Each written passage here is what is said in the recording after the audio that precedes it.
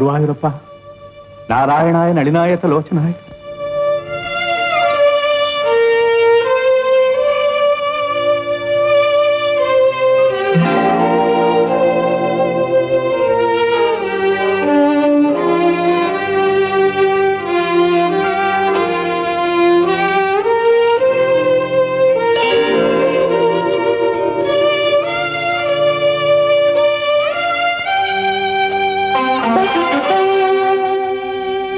பாவி, இத்தினுண்டு வயசுலயே உனக்கு இவ்வளவு பெரிய திருட்டு புத்தி வந்துருதா?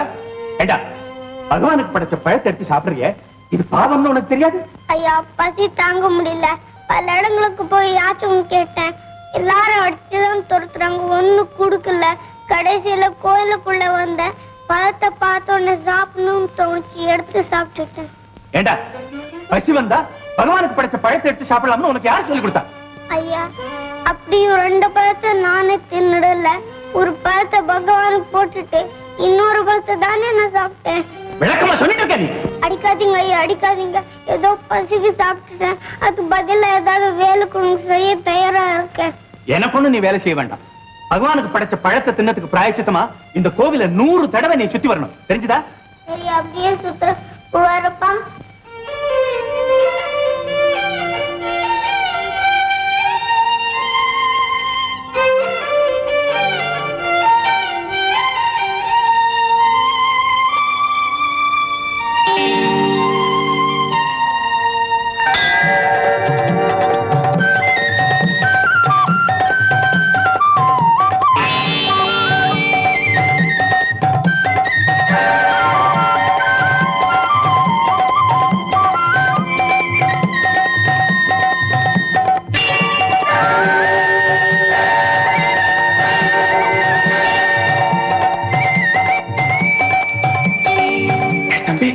என்னடா இது?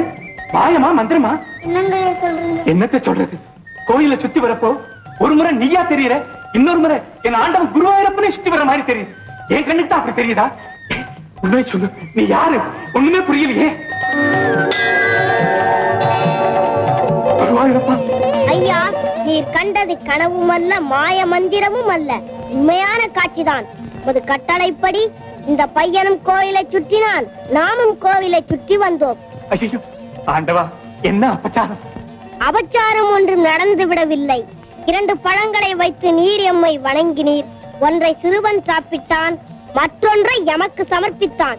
பழத்தை நாங்கள் இருவரும் சமமாக பங்கிட்டுக் கொண்டதால் நீ கொடுத்த தண்டனையை நாங்கள் இருவரும் சேர்ந்து அனுபவிக்க வேண்டியதுதானே முறை. அதற்காகத்தான் ஒரு சுற்று அவனும் மறு சுற்று நானும் சேர்ந்து சுற்றி இருவரும் நீ கொடுத்த தண்டனையை சமமாக பங்கிட்டுக் கொண்டோம். அப்பா, என்ன மன்னிச்சிருக்கியா? என்ன மன்னிச்சிரு. உன்னை என்னன்னு பாராட்டு.